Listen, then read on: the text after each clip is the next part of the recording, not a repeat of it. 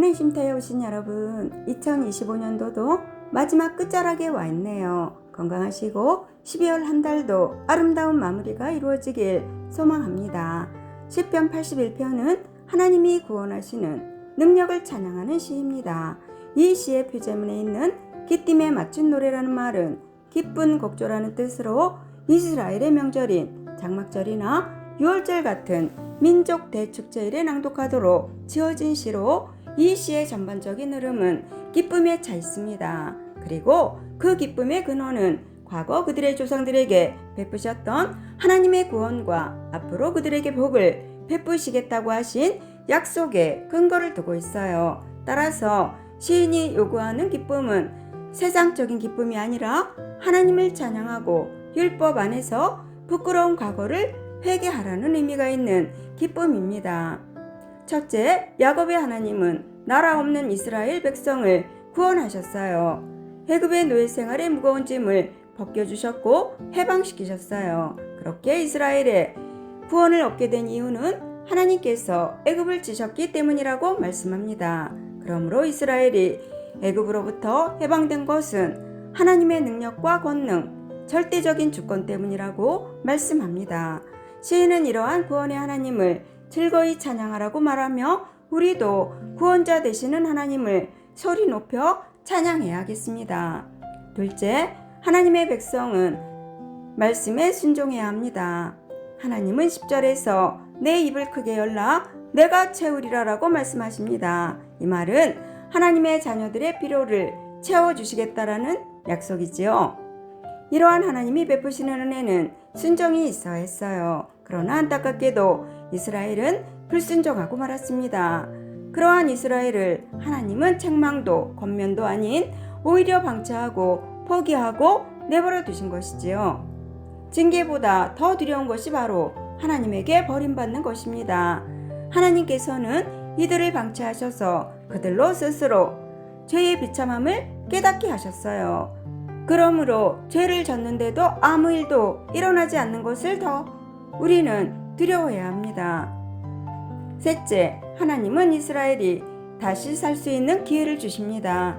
이스라엘이 다시 살 수 있는 길은 회개하고 하나님에게 돌아오는 것입니다. 이스라엘이 회개하고 하나님께로 돌아올 때 하나님은 최상품의 밀과 꿀을 주신다고 말씀하세요. 또한 원수들과 대적들을 쳐부술 것입니다. 그러므로 죄를 범했을 때 하나님께 돌아올 수 있는 것은 크나큰 축복입니다. 하나님은 가장 좋은 것으로 준비하고 우리를 기다리십니다. 1절로 5절은 절기 때에 하나님을 찬양하라고 하십니다. 1절로 2절에서 예배 인도자는 초하루와 보름절기를 지키기 위해 모여있는 백성들에게 노래하며 즐거이 소리치며 시를 읊으며 악기들을 동원해서 이스라엘의 능력이 되시는 야곱의 하나님을 찬양하라고 말합니다. 그리고는 3절에서 예배 인도자는 수양의 뿔로 만든 나팔을 불어 절기를 선포합니다. 여기에 초하루는 새해가 시작되는 날이며 보름은 초막절이라는 장막절을 말합니다. 그러면서 시인은 이 절기를 지키고 축하해야 하는 이유를 4절에서 하나님이 이스라엘에 세우신 율례와 규례이기 때문이라고 말하고 있어요. 6절로 10절은 절기를 지켜야 하는 이유를 자세하게 말합니다. 6절부터는 예배 인도자가 대언하는 하나님의 말씀이지요. 하나님은 애굽에서 고통당하던 이스라엘의 부르짖음을 들으시고 그들을 온갖 노역에서 해방시키고 광야의 생활에서 인도하셨어요. 6절에서 짐과 광줄이라는 말은 애굽에서 노예 생활할 때 진흙과 건축 재료를 날랐던 그릇을 의미합니다. 7절에서 시인은 하나님이 하신 일을 회상하며 백성들의 부르짖음을 들으셨고 응답하셨으며 무리바 물가에서 시험하셨다는 말은 하나님이 그들을 시험하신 것이 아니라 이스라엘 백성들이 하나님의 약속을 믿지 않고 오히려 의심했다라는 것입니다. 그러나 여기서 말하는 또 하나의 의미는 광야 생활이나 목마름을 당할 때도 이스라엘이 하나님만을 의지했는지 시험하신 것을 말씀하기도 해요.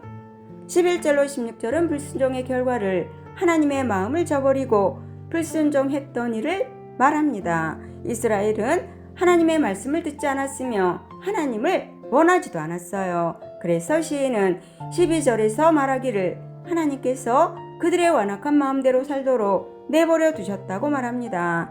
그야말로 로마서 1장처럼 하나님을 버리고 우상을 섬기는 그들을 내버려 두어 저주를 받게 하신 것처럼 그들을 죄에 내버려 두어 하나님의 심판을 받게 되었다는 것을 깨닫게 하셨어요. 그럼에도 13절부터 하나님은 이스라엘이 다시 돌아오라고 기다리십니다.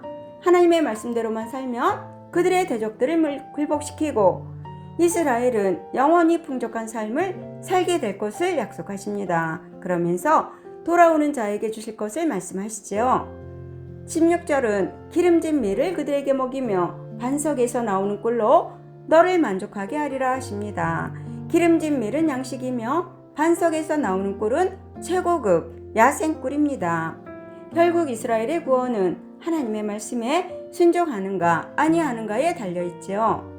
우리도 하나님이 책망하시지만 기다리시는 은혜를 깨닫기 원합니다. 결론입니다. 하나님의 백성은 자기가 인생의 주인인 것처럼 마음대로 살지 않지요.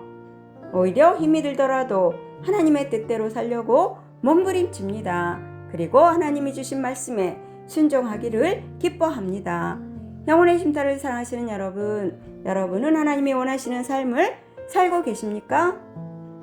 하나님의 백성으로 살아갈 때만이 하나님이 베푸시는 복을 누릴 수가 있어요. 우리가 바르게 사는 길은 하나님의 음성을 듣고 따르는 것이며 하나님은 오늘도 여러분과 함께 하심을 믿고 순종할 때 하나님께서 약속하신 모든 복을 누리게 하십니다. 이러한 은혜가 여러분들 가운데 임하시기를 예수님의 이름으로 축원합니다. 아멘. 사랑합니다.